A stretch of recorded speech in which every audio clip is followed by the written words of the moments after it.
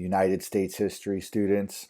This is your recorded slideshow lecture on a brief military history of the Vietnam War from 1964 to 1975. I'm your teacher, Mr. Endres. Hey, how you doing? Hope you're having a good day. Now, as I tell the story of the Vietnam War, what I would like for you to do for your assignment is to focus on this question. Could the United States have won the Vietnam War? In order to properly answer this question, you must know your history. You need to be able to identify what we did that was wrong and what we could have done differently that would have been right or led us to victory. If you believe that there was no way we could have won the Vietnam War, you must be able to accurately describe the situation in Vietnam, and you must be able to explain why a North Vietnamese communist takeover of South Vietnam and a unification of Vietnam was inevitable. So that's what I would like for you to do for your assignment. I would like for you to come up with a thesis that answers this question and write a great essay with solid historical evidence to support your claim. All right. So as we begin our study of the Vietnam War era, I would like to address the role of history. Why do we study history? Some people say we study history so that we learn the mistakes of the past so that we do not repeat the same mistakes in the future. And that sounds like a great reason to study history. However, it's kind of sad that sometimes the lessons of the past don't apply to the present. And looking back on the 1960s and the decisions our government was making in regards to Vietnam, it seems like their solid knowledge of history, specifically of the Second World War and the Korean War, was working against them. One of the big lessons of the outbreak of World War II that was influencing our government was the concept of appeasement.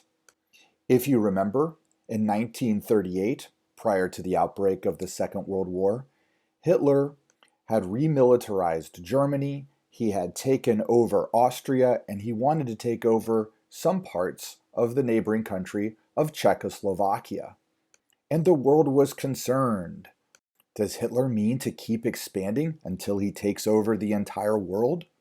Well, the Prime Minister of the United Kingdom, Neville Chamberlain, he and a British delegation and a French delegation went to the city of Munich in Germany to meet Hitler and to have Hitler sign an agreement that said that he would be allowed to take over the areas of Czechoslovakia where there were ethnic Germans living there, under the condition that he took over nothing else. And Hitler happily agreed to this, signed his name on this piece of paper that is known as the Munich Pact, promising the world that Germany had absolutely no intention of taking over anything else. They just wanted this small bit of Czechoslovakia. Neville Chamberlain and the British and the French delegation they were overjoyed. Neville Chamberlain flew home to London, held up the piece of paper in the air, and said, "This is peace in our time. We're never going to have another war." But of course, Hitler had just fooled everybody. Within a year, Hitler will take over not just that little part of Czechoslovakia, but all of Czechoslovakia, and he would take over the western portion of Poland, and World War II began. Hitler lied. So the lesson from this event from 1938 is that you cannot appease a dictator. If there is a bully, a dictator who wants to control as much as he possibly can, and you try to appease this dictator by saying, hey, here, take this little bit, now please don't take any more. Well, all you have done is emboldened the dictator. The Munich Pact is seen as one of the greatest blunders in world history. It would cost Neville Chamberlain his job and his reputation for all time. Now, The individuals in our government in the 1960s were almost all World War II veterans, and they all certainly knew about the Munich Pact and how you cannot appease a dictator. And they applied this exact same logic to Ho Chi Minh, and that if we gave Ho Chi Minh South Vietnam, if we refused to fight in South Vietnam, that this would potentially embolden, if not just Ho Chi Minh, the communists in general, and communism would spread throughout Southeast Asia and then potentially the world. This is certainly what was going on in President Eisenhower's mind in the 1950s when he came up with his domino theory. So the United States of America is using a lesson from the outbreak of World War II to their Vietnam policy in the 1960s. The other lesson from the past comes from the Korean War. Now, the Korean War was very similar to the Vietnam War. The United States of America is stopping the spread of communism. Now, the big lesson from the Vietnam War is geographical. North Vietnam is communist. South Vietnam is not communist. The North invades the South. Men and resources from from China go into North Korea, and they go to the front lines and they invade South. So you can think of the Korean War as having a constantly moving line of scrimmage. And isn't that what most wars are like? The good guys are on one side, the bad guys are on another side, and hopefully the good guys advance against the bad guys. But as we look at a map of South Vietnam, and this is Vietnam, not Korea now, seen here on the right-hand side of your screen, we see there is no clear line. Instead, there are areas that are under communist control. Hopefully you remember from the last lecture that these would be areas controlled by the Viet Cong, or the VC, a group that the American soldiers would informally refer to as Charlie. Okay, so think of those two good lessons from history, how they influenced the American government and their attitude toward Vietnam, and consider about how these important lessons from the past might actually work against the Americans in the Vietnam conflict. Okay, so considering that, I want you to put yourself in the position of the United States presidency at the beginning of 1964. In other words, I want you to pretend that you were Lyndon B. Johnson. Let's review the situation of January 1964. This is where the last lecture left off. And I want you to think about if you were President Johnson, if you were the Commander-in-Chief of the United States military, what would you do? What would you do? I'll give you a moment to think about that after we review the situation, and then we'll get into what the United States actually did. All right, so here's the situation in January 1964. We have American advisors and Green Berets in South Vietnam. They are advising the South Vietnamese government and the South Vietnamese military for how to fight the Viet Cong and to stop the spread of men and materials into South Vietnam. They're teaching them how to fight, and they are actually leading them into battle against the Viet Cong. Again, these are advisors and special forces. These are not the United States military, Army, Navy, Marines, Air Force. They are not there. The other situation is that we have a very unstable South Vietnamese government.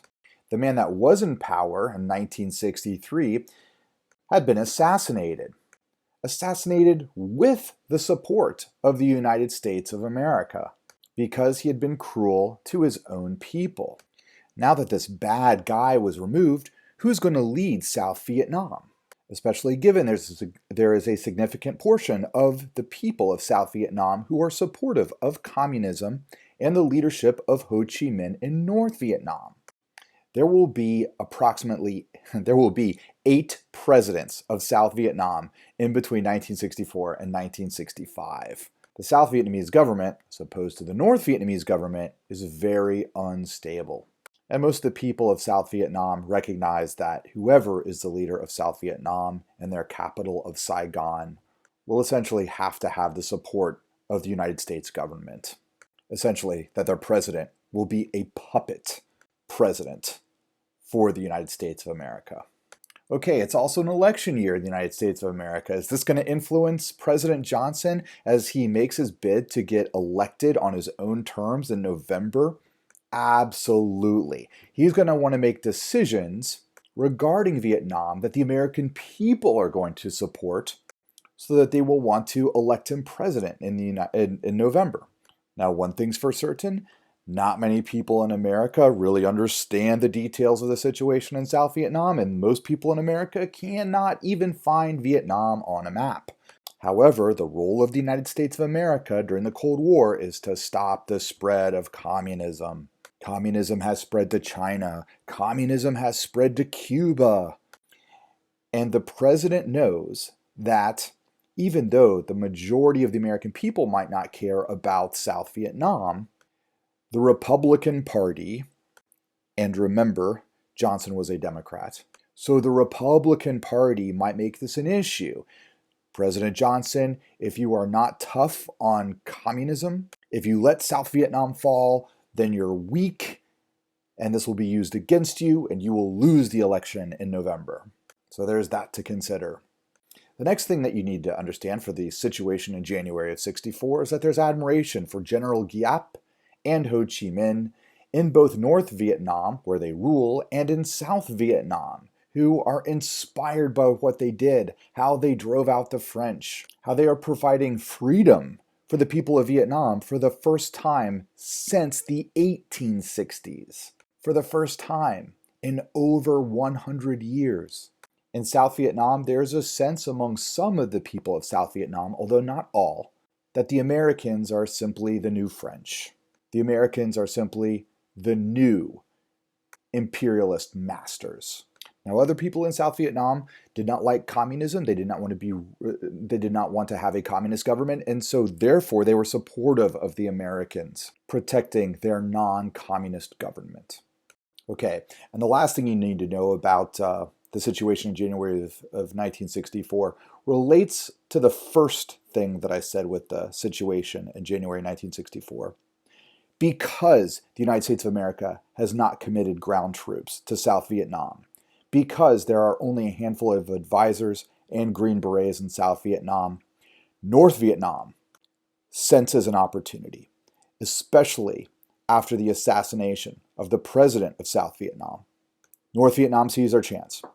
We need to get men and supplies down to South Vietnam immediately. We need to overwhelm the few Americans that are there. We need to overwhelm the army of South Vietnam, or the ARVN, capture South Vietnam quick so that by January of '65, Vietnam is united and Vietnam is communist.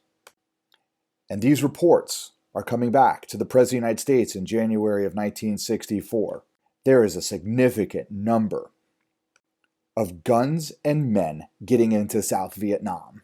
Are you going to continue to let this happen, or are you going to try to stop it? All right, so the president wonders, well, how are all these men and guns getting into South Vietnam? Well, here's how they're getting into South Vietnam. The North Vietnamese army and a multitude of weapons are crossing out of North Vietnam into the neighboring countries of Laos and Cambodia, following a network of trails going through the jungle that are very hard to spot from the air. And it's not just one road, it's a network of trails. And then these men and material are crossing over the border from Cambodia into South Vietnam, where regional VC are hiding these men and this material. Now, this network of trails, this is a very important term to know, this network of trails was called the Ho Chi Minh Trail.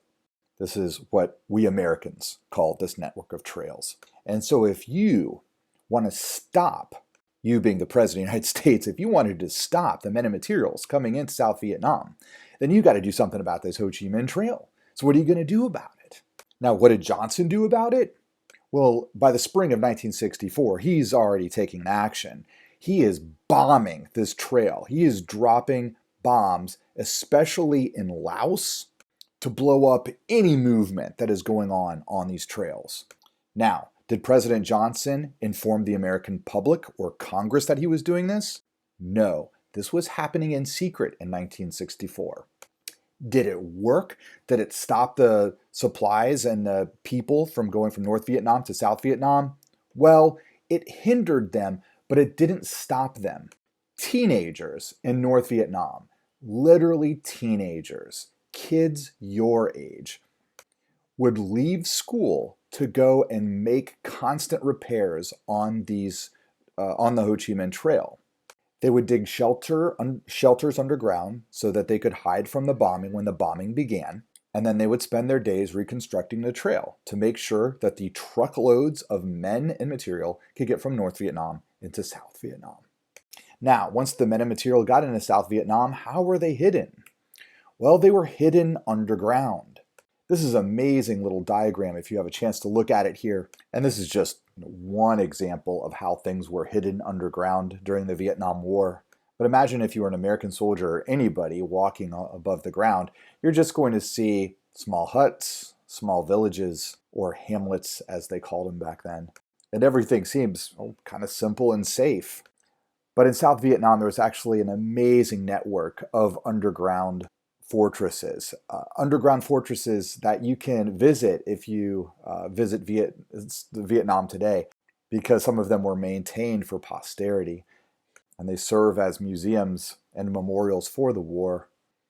But it will be the Americans' job to find these underground fortresses. Can you imagine being an American soldier and finding one of these holes and being the first to climb down in there? Usually how the Americans would do this the first thing they do is they drop hand grenades down into the holes, scream fire in the hole, let it blast out whatever whatever was down there. And then the first person who would daringly go in there would be usually a soldier who was short and skinny, somebody who could squeeze into one of the holes, and he would be known as a tunnel rat. It was a very dangerous job. All right, so throughout this, I want you to think about what you would do. At this point in the spring of 64, do you commit troops? You say, okay, we're going to go in. We're going to have to stop all of the North Vietnamese soldiers and the Viet Cong with ground troops. We're going to go in there. We're going to stop them, especially now in 64, since the North Vietnamese really want to take over South Vietnam by the end of 65, or by the beginning of 65, rather.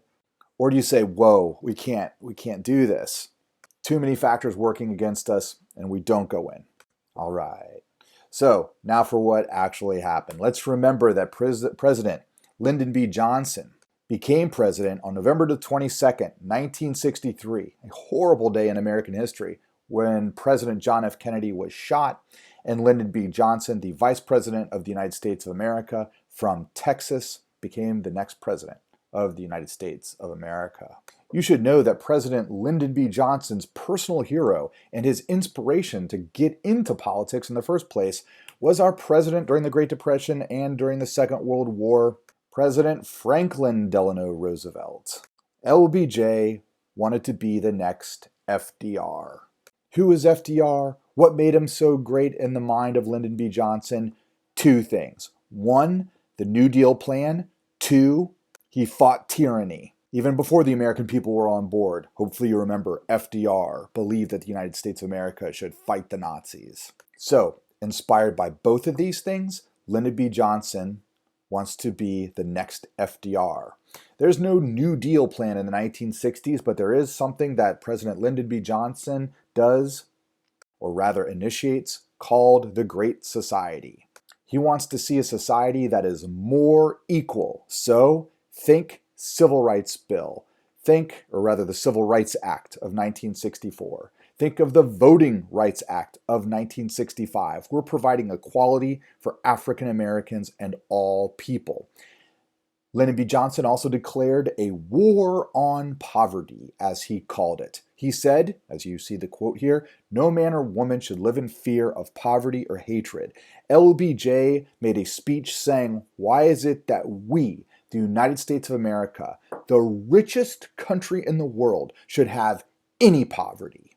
In terms of civil rights legislation and other legislation that provides equality and opportunity for all Americans, Lyndon B. Johnson has done more than any president in American history. So it has been said, if you are a liberal and you believe in progressive legislative reform, Lyndon B. Johnson should be the greatest president in your mind. But that is not what he's remembered for. Lyndon B. Johnson is remembered for Vietnam. All these other accomplishments in terms of civil rights, no matter what you personally think of them, have been eclipsed by the war in Vietnam. Now, if you remember, going all the way back to 1960, John F. Kennedy, the Harvard graduate, when he was choosing his cabinet, chose other Harvard graduates. Most of them were Harvard graduates anyways.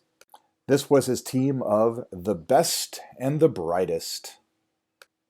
A very intelligent group of men, or maybe I should say a very learned group of men, who would help advise Kennedy on all of his decision making. Now, it should be known that Lyndon B. Johnson never really felt at ease with these guys.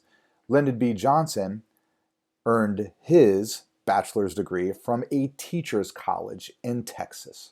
Lyndon B. Johnson was a master politician. He was highly persuasive. He was a colorful and convincing public speaker. But he was a poor boy from Texas. And he really felt out of place with all of these Northeast Coast intellectuals. But largely, he believed in them. And when he became president of the United States of America, he will keep all of them on as his cabinet.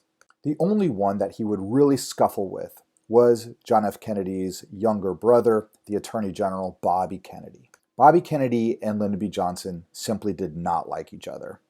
And Bobby Kennedy would actually quit his job and become a very public and vocal critic of Lyndon B. Johnson, especially in regards to the Vietnam War. And in 1968, Bobby Kennedy will run for president in an attempt to reverse the mistakes that he felt Lyndon B. Johnson had made. Bobby Kennedy will never get the chance to receive the Democratic nomination in 1968 because, sadly, Bobby Kennedy was assassinated while he was in California on campaign. Now, of all of JFK's cabinet, that becomes the most influential in Lyndon B. Johnson's cabinet, I think without doubt this individual would be Robert S. McNamara, the Secretary of Defense, who works out of the Pentagon in Washington, D.C. Lyndon B. Johnson essentially handed his trust over to McNamara. McNamara, if you remember, is a numbers guy. He is a systems analyst, and he has a particular way of looking at the situation in Vietnam that influences Lyndon B. Johnson. McNamara will make several visits to Vietnam to assess the situation. When he's there for the first time in March of '64, it becomes very clear to him how many communists there are in South Vietnam. He believes if we are going to protect South Vietnam, we need to commit ground troops. McNamara will continually give in South Vietnam a series of dramatic speeches promising to the people of South Vietnam that we will protect you. We will make sure South Vietnam for forever remains free. Now, as he's giving these speeches and exuding confidence, in 1964 and again in 1965, he had an aide with him as he was traveling around. This particular individual was a nobody, or at least in the minds of Americans. He was not known to Americans in the early 1960s, but he will be known in the early 1970s. Ellsberg was an aide to Robert McNamara, who was noting exactly what McNamara was observing in Vietnam, and that is the strength of the communist forces in South Vietnam, how immense they were, how the celebrations at the places where McNamara was giving speeches did not necessarily reflect the overall feeling of most of the people of South Vietnam. And Ellsberg knew that McNamara was also sensing this as well. In other words, Ellsberg knew that McNamara had severe doubts about this war. Ellsberg knew that McNamara said in 1964, there's probably only a 10% chance that the Americans could win a war against the North Vietnamese and the Viet Cong. Now, Ellsberg is documenting all of this in the early 1960s. Ellsberg will eventually quit his job as an aide to McNamara and working for the Pentagon. And when the early 1970s rolls around, he decides to do something with all this information that we will learn about later.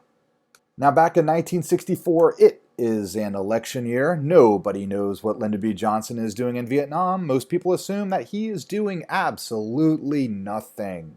So here we have our Republican contender. His name is Barry Goldwater. He is from the state of Arizona, and he is a staunch conservative.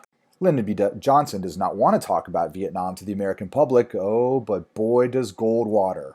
And he reminds the American people that communism is spreading from North Vietnam to South Vietnam. Is the president doing anything? No, the president's doing absolutely nothing. I honestly don't know if Goldwater knew that Lyndon B. Johnson was overseeing secret bombing campaigns of the Ho Chi Minh Trail in Laos. I don't know if he knew that or not. Certainly the American people did not know that in 1964. But this becomes Goldwater's major issue in 1964. He really tries to win the election on this idea that the Democrats are allowing communism to spread and that we Americans need to stop it. Stop it by any means necessary. Now, Lyndon B. Johnson, in order to defend his reputation, will first off, in his campaign commercials, accuse Goldwater of being a warmonger, and even go so far as to suggest that Goldwater wants to willy-nilly use nuclear bombs, and that Goldwater will likely provoke a war with the Soviet Union. And this will, of course, end all human life on Earth in a nuclear exchange. But this does little to diminish the appeal of Goldwater. Goldwater really represented the old idea of American exceptionalism, that we're great. We've got the greatest military in the world. We should be using it. We should continually be freeing the people of the world. It's all this great World War II era ideology that a lot of Americans subscribed to in the early 1960s. That makes Goldwater a very popular candidate for the presidency. But Lyndon B. Johnson sort of caught in this conundrum. He knows that probably most Americans don't want to send their sons to fight in a war in Vietnam, so he doesn't really want to commit ground troops. But at the same time, he needs to show that he, a Democrat, can be tough against the spread of communism. So how does he do it? Okay, so here's one of the other things the United States of America is doing in secret in the summer of 1964. We are having American destroyers patrol the waters around North Vietnam. These waters are called the Gulf of Tonkin. Now, are our battleships allowed to be in the Gulf of Tonkin? Yes. Seas are international waters, so any country's battleships can be in the ocean or the seas, provided they are 20 miles off the shore of the coast of another country. Once you get 20 miles out to sea, you're in international waters.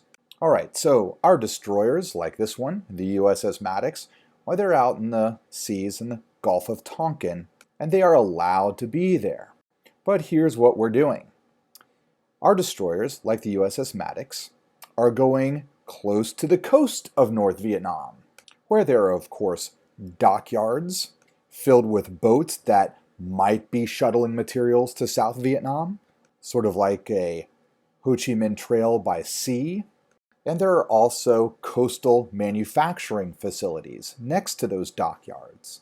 So the USS Maddox will get close enough to the coast, so within 20 miles, and they will fire upon these ships and these manufacturing plants. And then once the damage is done, turn around and get out of the way, go back out to sea. So that's what the USS Maddox and some other American battleships are doing. They're doing this in secret, to the American people at least. It's probably no secret to the people on the coast of North Vietnam, but this is what they're doing. It's sort of hit and run thing from sea.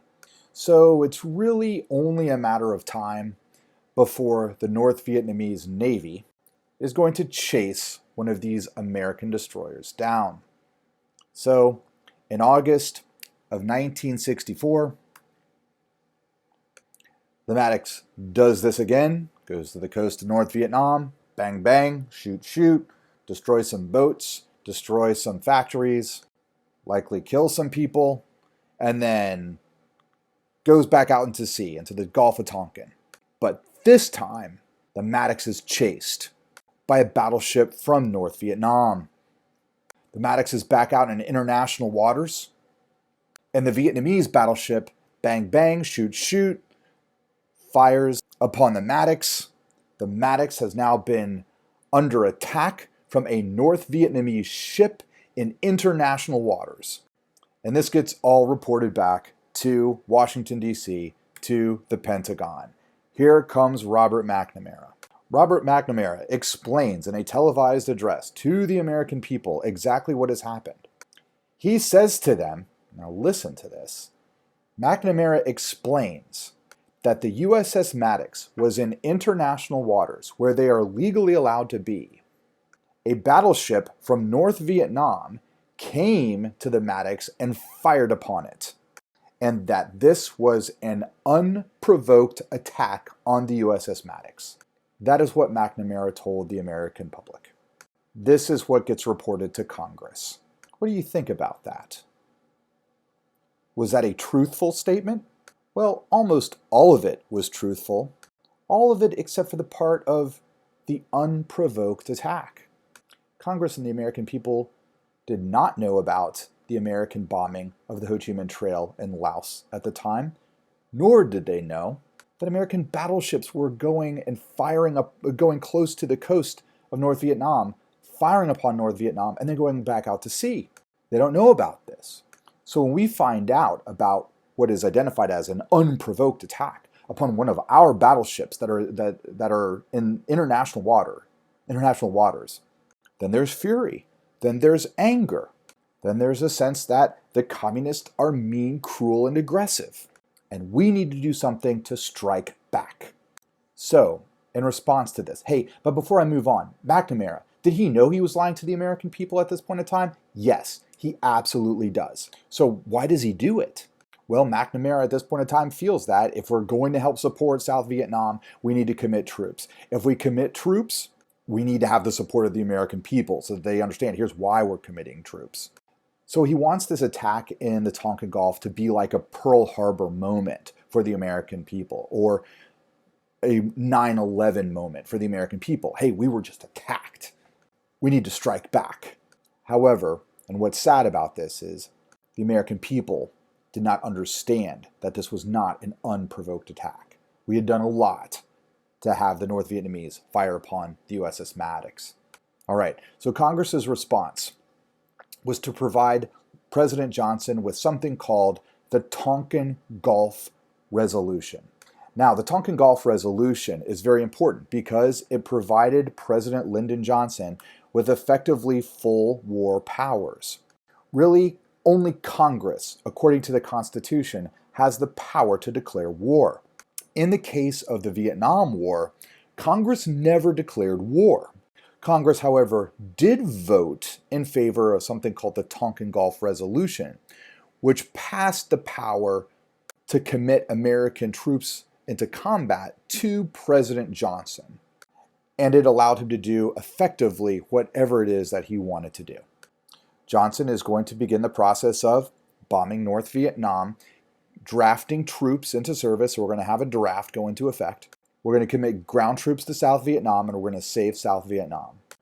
Please note that all of this happens in the late summer and early fall of 1964. So how about Goldwater in that November election? Well, Lyndon B. Johnson wins by a landslide. This was good for Lyndon B. Johnson personally because he is now no longer an accidental president who gets the job because John F. Kennedy was assassinated. He was elected in his own right. So the first thing that President Johnson does with the Tonkin Gulf Resolution is he initiates what is called Operation Rolling Thunder. Operation Rolling Thunder is the large-scale bombing campaign of North Vietnam. Any industrial complexes in North Vietnam will be bombed. Also, the Ho Chi Minh Trail will be bombed. Hanoi, the capital of North Vietnam, will be bombed. Any government centers in North Vietnam will be bombed. I'll come back and talk about this several times throughout the lecture. But just know right now that the bombing of North Vietnam and the Ho Chi Minh Trail, so this would include Cambodia and Laos too, where the Ho Chi Minh Trail runs through, is the largest bombing campaign in world history. Get this, the United States of America will drop more bombs on North Vietnam than we did against both the Japanese and the Germans during the entirety of World War II. And we did this all on a country that's, I would guess, probably around the same size as Ohio. Hanoi will be the most bombed city in the history of the world. Now, another way to think about that is the flip side of it, the pilots. Obviously, the North Vietnamese are going to want anti-aircraft guns, and they're going to do their best to shoot down the American planes, which means the majority of prisoners of war that are captured in North Vietnam are going to be pilots.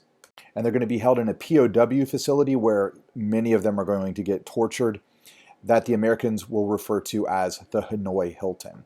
I'll show you more about this in the end of the lecture, or near the end of the lecture, rather. Okay, so this may sound reasonable, at least in terms of our logic of doing it.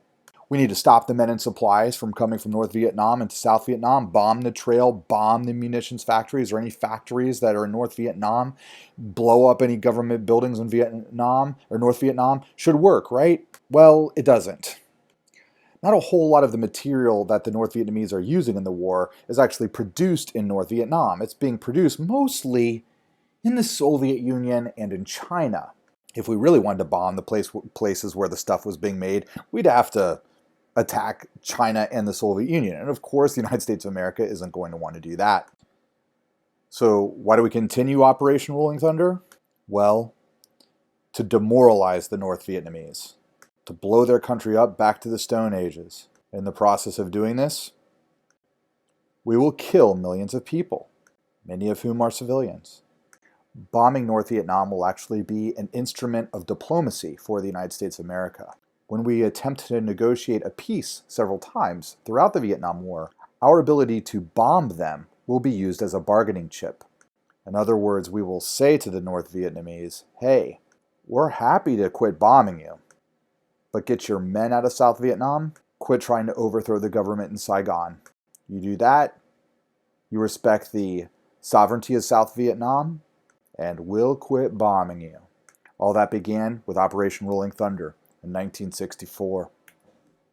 And then in come the United States troops, approximately 180,000 of them by the beginning of 1965. Now, as I tell the story of the Vietnam War, there are not a whole lot of specific battles that I'm going to talk about, but this is a big one. It was an early one, and it has since become a famous one. What makes this an important battle is that this was a battle between the United States military and the military of North Vietnam. Specifically, it was our army. Okay, so here's what happens. Check out this map here. You see the Ho Chi Minh Trail there.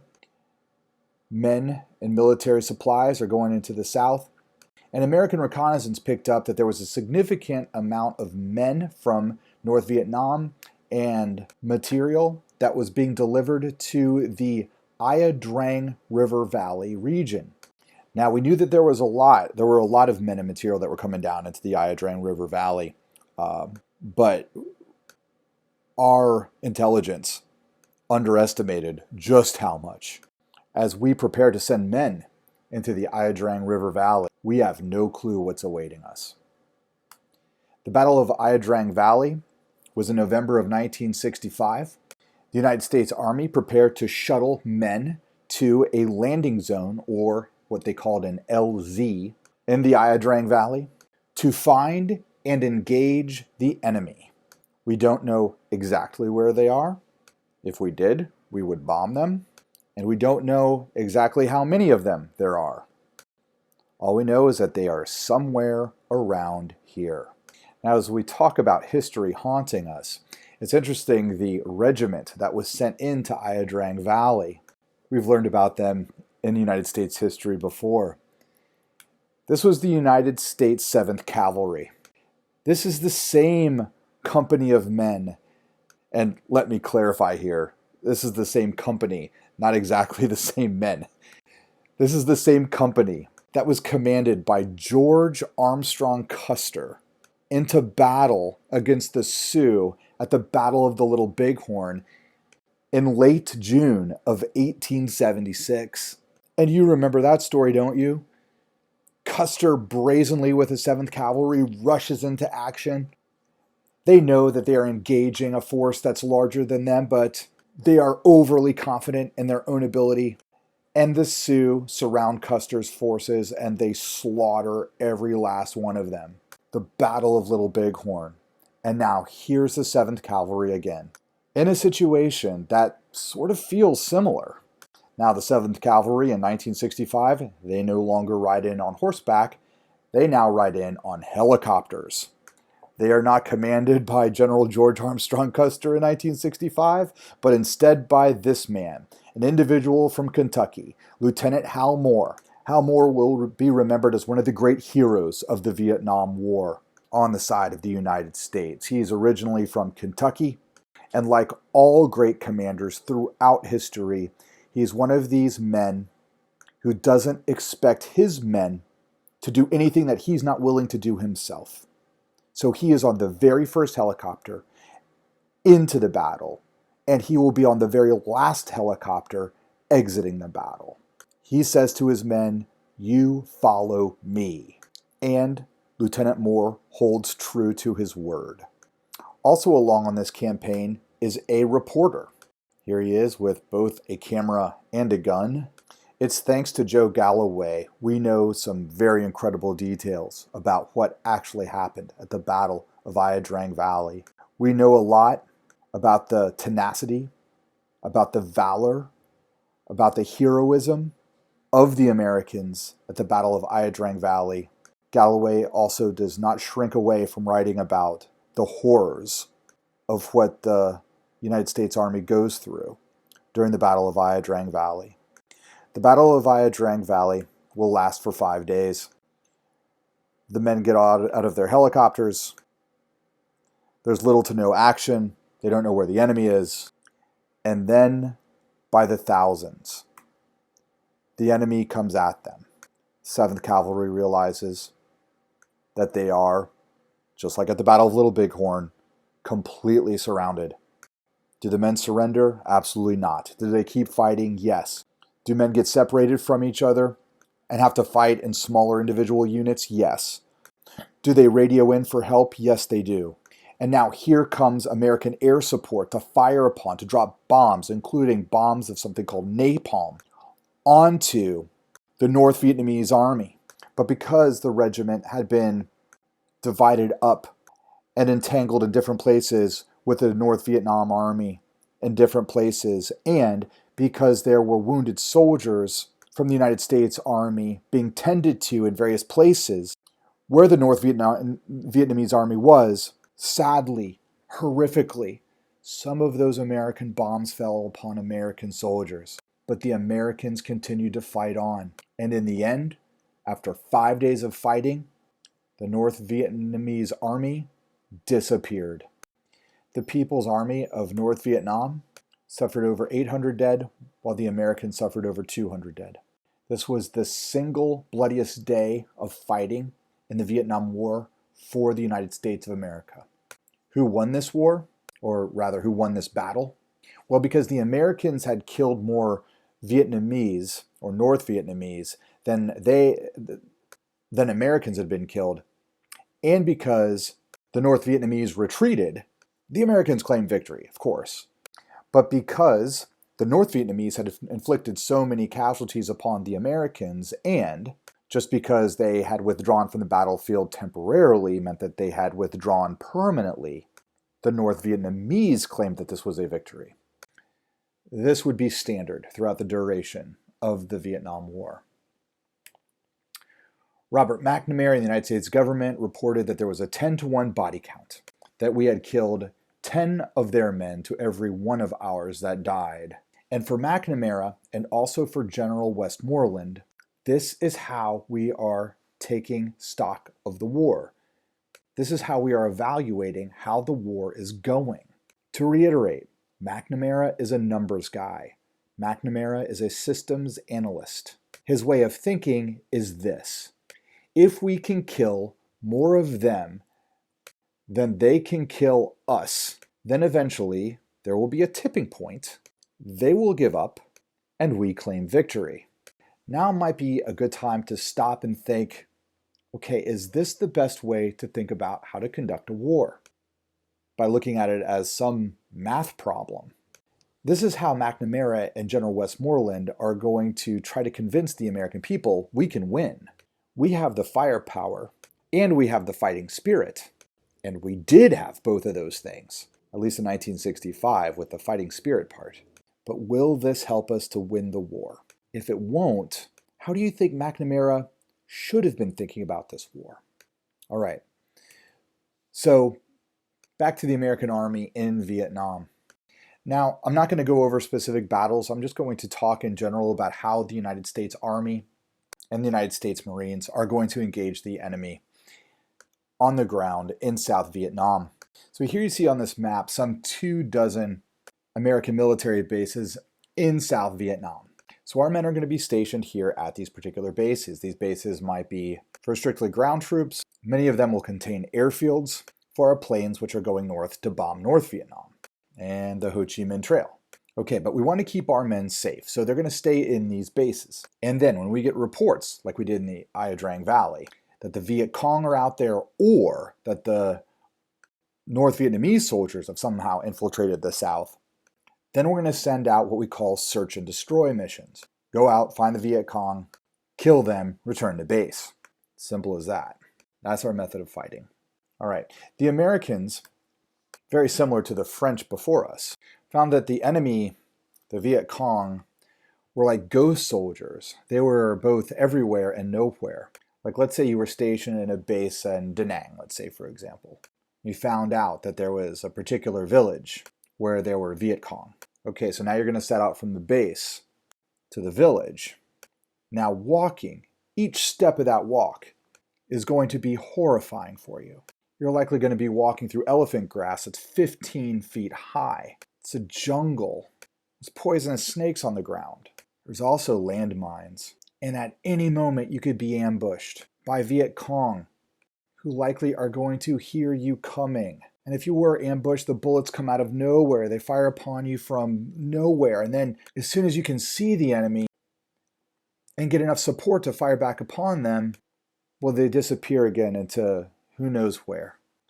This image of search and destroy missions, this was a common thing for the American soldier throughout the duration of the Vietnam War from 1965 into 1973.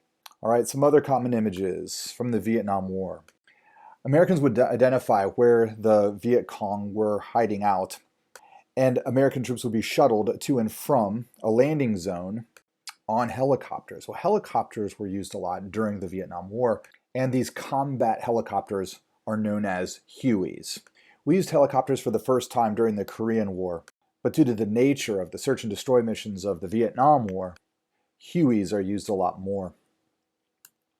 Another defining element of the Vietnam War is the use of napalm. Napalm is a jelly-like substance that is flammable. Think of like a gasoline jelly that were contained in bombs, and we would drop these bombs in Vietnam, usually against the Viet Cong. So for example, if you found out that there were VC hiding in the woods or on the side of a mountain, well, you could send men perilously into that region. Likely some of those men are going to die as they engage the enemy. Or you could just drop napalm on them from above, and this will set everything on fire. Another defining element of the Vietnam War was something called Agent Orange. Agent Orange was a defoliant. It was a toxic substance that would be dropped, as you see here, by a plane onto trees below, and this toxic substance would kill the leaves on the trees, probably kill the trees themselves, thus exposing any potential hiding place of the Viet Cong. Agent Orange was called Agent Orange not because of the smoke coloration, but rather by the color of the barrels that it was contained in before it was loaded onto the planes. Agent Orange is a highly toxic substance. Many of the men who were exposed to Agent Orange during the Vietnam conflict, both Vietnamese and Americans, experienced serious health problems for the rest of their lives. And sadly, long after the Vietnam War was over, the American government was very slow in acknowledging the toxic effects of Agent Orange. So that if you were a veteran and you had problems with your central nervous system that was a result of your exposure to Agent Orange, it was difficult to impossible to receive medical treatment from a VA hospital. And this was a very, very sad aftermath of the Vietnam War in our country, especially in the 1980s and 1990s. If you were a soldier and you did your duty and you used Agent Orange, or you were around Agent Orange rather, in doing what your government told you to do, and then you had, because of what you did, serious health problems, you had problems with your central nervous system, you have the shakes all the time, you can't control your body because Agent Orange attacks the central nervous system. So you can't hold down a job, you go to the VA to get some medical assistance, to get some sort of disability benefit, and then you can't get anything because the government doesn't acknowledge what Agent Orange actually does to people. You felt extraordinarily betrayed by your own government. This was a very sad thing. There was actually a rock band that was popular in the late 1980s in the United States called REM, and REM wrote a song about this called Orange Crush. So let's talk more about these search and destroy missions that the Americans would have to go on. Put yourselves in the shoes of the American soldier once again. You're in the United States Army. You're stationed in a base. You're told that there might be Viet Cong in a particular village. So you march to that village, and let's say you actually make it to the village. Well, the Viet Cong, they're not going to be wearing uniforms. It's not like the American soldiers in Europe during World War II who are facing the Nazis who are wearing uniforms. It's simply not clear who the enemy is. You just come across poor Vietnamese villagers. So even if you have an interpreter there and you're asking them, are you VC, where are the VC, they're not going to say anything. Because if they don't know, then they don't know. And if they do know, they're certainly not going to tell you. So you're an American. What are you going to do? Are you going to believe them? Are you just going to take it on faith? Assume best intentions? Or are you going to eliminate any potential threat? Sometimes the Americans would claim, we had to destroy the village in order to save it. One way to make sure that the VC were not there, simply to destroy the whole village. So the American soldiers would sometimes do what you see here, something called Zippo raids, Zippo being a lighter that people would use. And they would light the grass huts on fire and destroy a village, making people homeless. Now think of this from the South Vietnamese point of view. Let's say you are not a Viet Cong and you don't support the Viet Cong, but here come the American soldiers, these people who are sworn to protect you, and they make you go homeless. They destroy your village. Well, now whose side are you on? Chances are pretty good you're going to go to the side of the Viet Cong. This is what the Americans are doing. They're no better than the French who came before them. Destroying a village in order to save it. Now, what about the Vietnamese citizens that are living there? Here's a woman in South Vietnam. An American interrogator has placed a machine gun to her temple and is asking her if she's a Viet Cong or if she knows where the Viet Cong are. And if you look to the right of the screen, there's a Vietnamese interpreter. Now the American soldier, let's stand in his shoes for a second. He genuinely has to figure out if she's Viet Cong or not. And by the way, it should be noted that it doesn't matter age or gender. Anybody could be Viet Cong. Sometimes young kids would carry hand grenades. Go up to American soldiers, ask for candy. And the American soldiers, as they're kindly obliging, then get blown up by a Vietnamese child. The American soldier knows he can trust nobody. So he's doing his job here.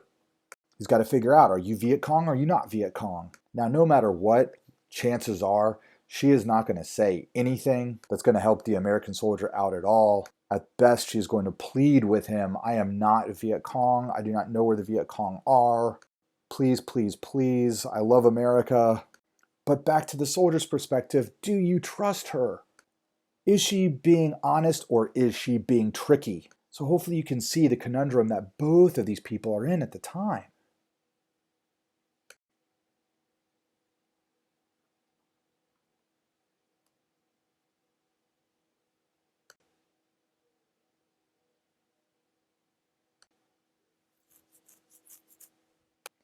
This American soldier is under a lot of pressure to just kill her.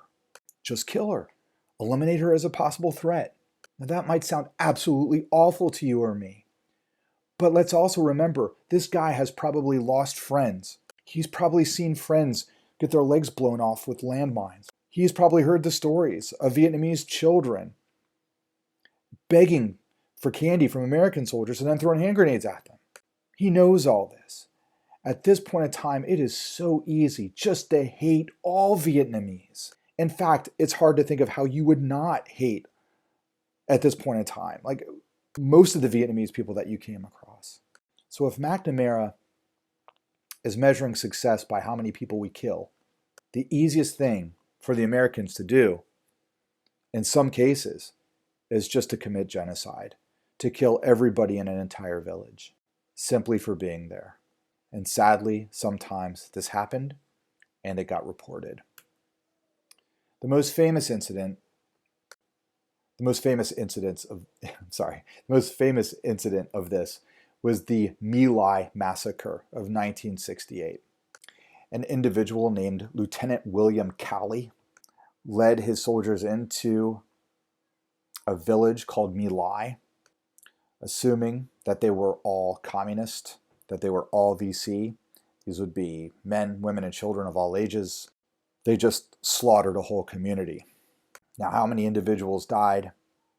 As you can tell by the numbers there, reports vary, but hundreds, right? Hundreds of Vietnamese people died. These are American soldiers with machine guns, and they just slaughtered them. When reports of this get home, it horrifies most of the Americans. Some people try to justify it. Well, there were just a few bad apples. These were a few bad soldiers who did this. This doesn't represent the average American soldier in Vietnam. Other people understood that the Vietnam War brought out some of the worst elements of humanity, just simply the situation that our soldiers were in, and that good soldiers with great records, who were great human beings, good people, the type of people you would want for your neighbors, that they were in a situation like Lieutenant William Calley, and they just snapped. This is why it was a very sad experience for Vietnam War veterans to come home. They never received a hero's welcome like their dad's generation did in the Second World War, or their grandparents' generation in the First World War. A Vietnam War veteran who now lives in Upper Arlington told me about how when he was picked up at the airport by a family member, the family member brought with him a change of clothes for the soldier come home. He said, "You don't want to wear your uniform. Go to the bathroom and change into this." Some Vietnam soldiers were just shunned. People didn't want to be around them. Sometimes things got bad. Vietnam veterans were called things like baby killers to their face. If going off to war and fighting in terrible conditions was horrible, coming home didn't feel good either. A lot of our Vietnam veterans will suffer from alcohol and drug addiction. Vietnam, the whole experience of Vietnam and then coming home was a difficult thing to process for anybody. Back in Vietnam, there was a sense of futility with a lot of these search and destroy missions. Perhaps one of the most famous examples of what the American soldier experienced as the futility of this war involved the battle for Hill 937. This was in 1969. And the situation is what you'd expect. There was a hill in South Vietnam. It was identified as Hill 937, and that there were Viet Cong hiding somewhere on the hill. So in go the Americans. They fight the Viet Cong, they clear out the Viet Cong. Then their mission is done. So after Americans have gotten killed or wounded in taking Hill 937, the men, dead, living, and wounded, get back into their helicopters and they go back to base. Within the next week, Hill 937 is once again occupied by the Viet Cong. So think about this. Think about how we're thinking about this war at this point in time. Understand what the soldiers' experiences are. Understand how our commanders are thinking. So we're there to protect the free people of South Vietnam and to kill the Viet Cong, to eliminate the communist threat in South Vietnam. So when we find out that there's a location where there's Viet Cong, we go into that location and we kill them. And we kill far more of them than they are able to kill us. We go in, we kill them. Once they're gone, then we return back to base. Our job is not to occupy South Vietnam. Our job is simply to protect the people of South Vietnam. But for the soldiers, this means, okay, there's a location where there's VC, we go, we fight. Fighting's horrible, fighting's awful. Some of us die, some of us get wounded, and then we leave the site. And yes, we killed Viet Cong, but then more Viet Cong show up to take the hill or wherever. So what was all that fighting for? For the American soldier, there is an amazing sense of futility. Why are we doing this? And for a lot of them, and hopefully you can understand this, they don't want to do it anymore. So in the late 1960s and early 1970s, something awful started happening during the Vietnam War. And this was called fragging. Essentially, the soldiers in Vietnam, the American soldiers, might get a new company commander. And this company commander wants to do something heroic, something that will earn him an honor and earn the company an honor. So he says, let's take on a dangerous mission, bring glory to ourselves. Now let's say the men don't want a glorious mission. They don't want a dangerous mission. They don't want heroism. They want to go home, or at least they want to make it to the end of their 1-year duty and then go home alive. This might cause some tension between the company commander and his men. And if the company commander essentially wants to be a tough guy and say, no, you guys are going to go and do this, then as they got out into the field, as they get into areas where they might get ambushed, sometimes the men would simply kill their commander. This was called fragging. It's also probably unsurprising that alcoholism and drug addiction spread throughout the troops even before they came home. Alcohol and drugs, of course, being something that some people turn to when they feel hopeless, when they feel trapped.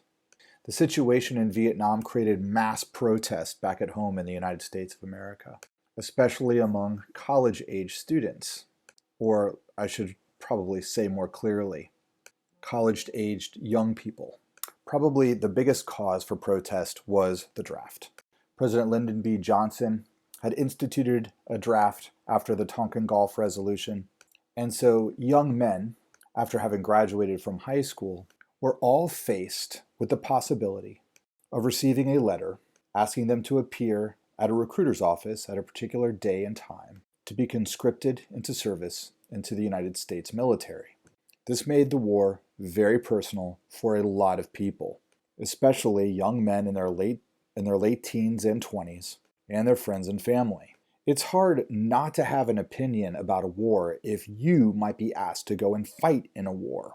This is why there were several organizations that emerged at this time period that were founded, all of them were founded by college-aged young men to organize mass protests around the United States of America.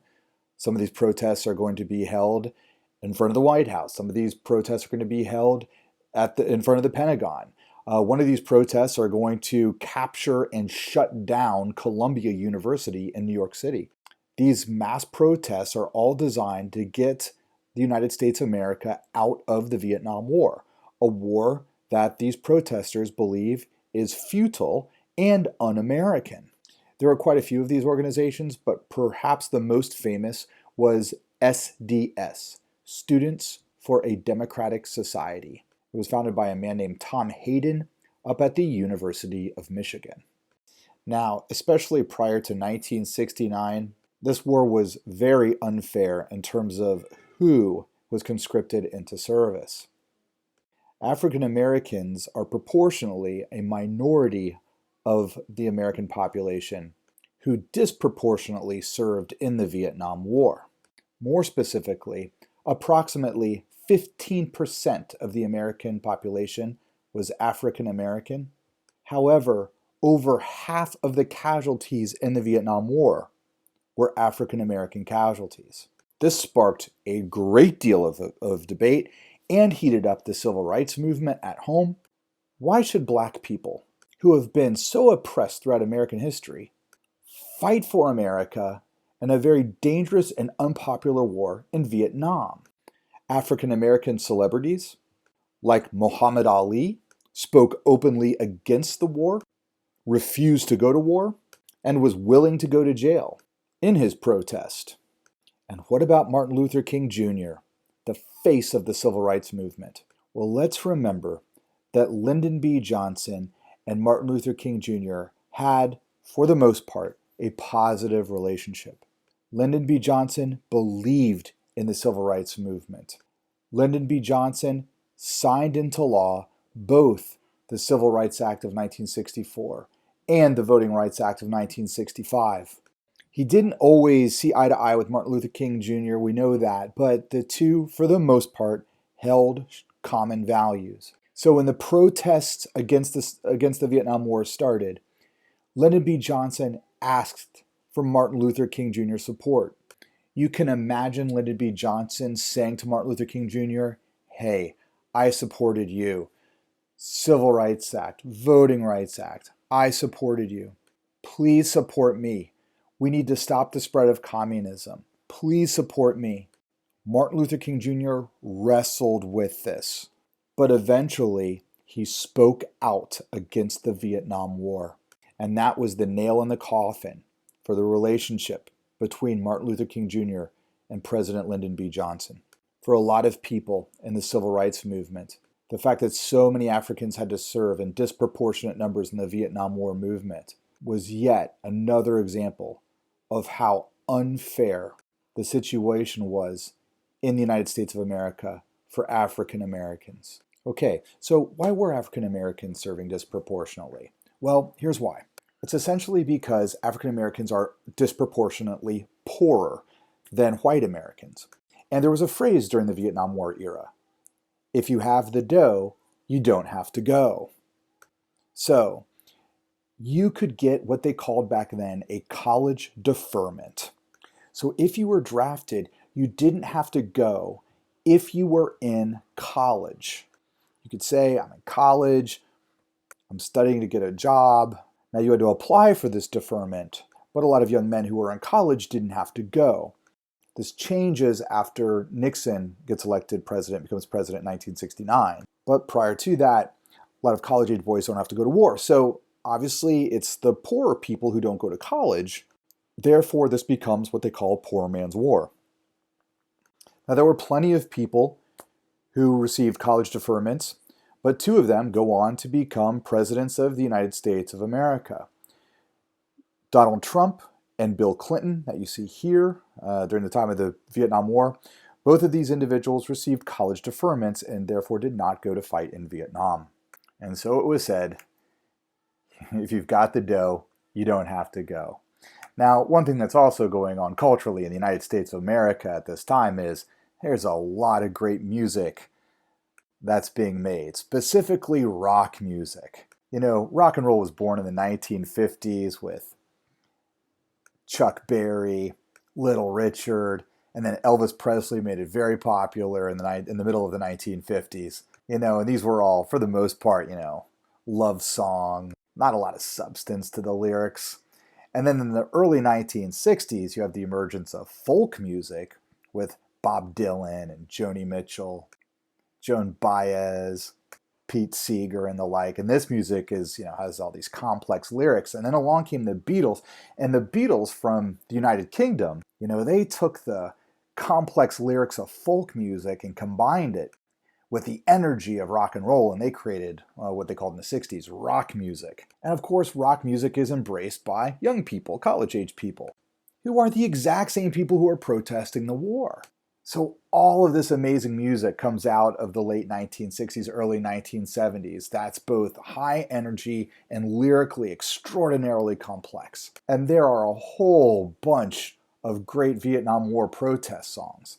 But for me, if I could just be honest here, this one of the Vietnam War protest songs is my favorite because I think this one rocks. And it deals with the idea of this being a rich man's war. Or, I'm sorry, a poor man's war. A poor man's war. That the rich can get out of it. The rich possibly can profit off it. It's the poor people that are fighting it. And it's from a band from San Francisco. A lot of these bands, a lot of rock bands, either came out of or moved to San Francisco in the greater Bay Area of California. and this was one of them.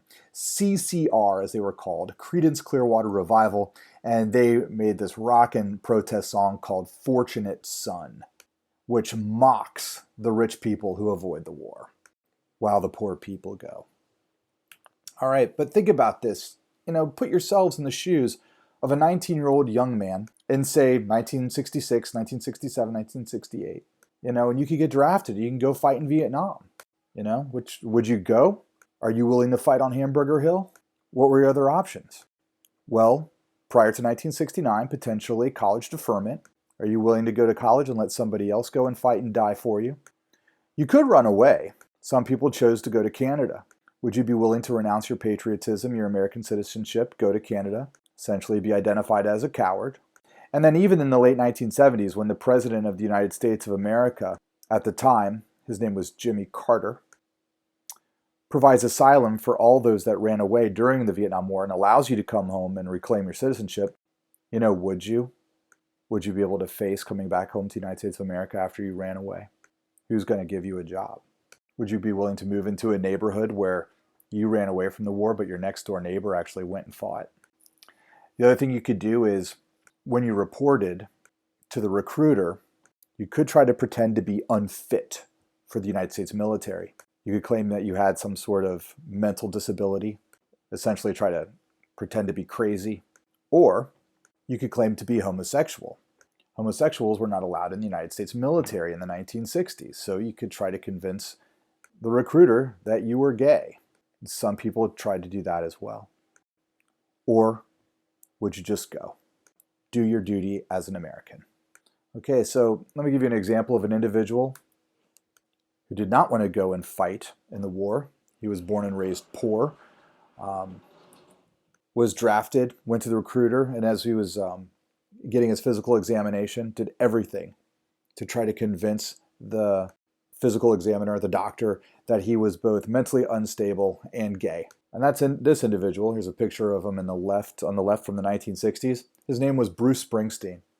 Bruce Springsteen, before he was a famous musician, was drafted into the war. According to his own testimony, did everything possible to have the examining doctor think that he was mentally unstable and gay so that he wouldn't have to go and fight. And he got out of it. Bruce Springsteen never served in the United States military ever, or during the Vietnam War. Now, many years after this, in the early 1980s, he had reflected a great deal on this particular experience. At some point in time, it occurred to him, I didn't go, but because I didn't go, somebody else had to go for me. And this weighed on his conscience. Bruce Springsteen was a poor boy from New Jersey. He assumed it was some other poor boy who had to go and fight when he didn't have to. And he tries to imagine who this individual was, what their life was like over in Vietnam, and then what they came home to. And he wrote a song about it. And it's arguably the most famous song that Bruce Springsteen ever wrote. The song is called Born in the USA. Likely you've heard this song. It's played a lot, especially on the 4th of July. And most people who hear this song don't really listen to the lyrics. A lot of people think that this is a very patriotic song, Go USA. And you think that because you certainly feel it. This song rocks. It's a fist-pumping anthem. Especially when the chorus is just, born in the USA, I was born in the USA, over and over again. But the next time you hear this song, listen to the lyrics. This is not a flag-waving song. This is a song about how the poor that never had much opportunity in the United States, who never felt that they had access to the American dream, were forced to go and fight in Vietnam, experience love and death in Vietnam, and then come home to factory work and the factory shutting down and poverty and destitution and a country that doesn't care about them. Bruce Springsteen will still sometimes play this song in concert, but when he plays it, he doesn't play the same album version that was released on the album Born in the USA in 1984. He doesn't play that version anymore. He plays it as a slow dirge to give it its more intended feel. But it's also a song, because of its popularity in 1984, that had a great effect on the United States of America. It brought attention to the plight of the Vietnam War veterans: alcoholism, drug addiction, destitution, health care. And this song did do its job in helping many Americans look upon the Vietnam War veterans not as baby killers, but as people who gave more than they ever received from their country, as people who really reflected John F. Kennedy's words: ask not what your country can do for you, ask what you can do for your country. Think about that the next time you inevitably hear this song.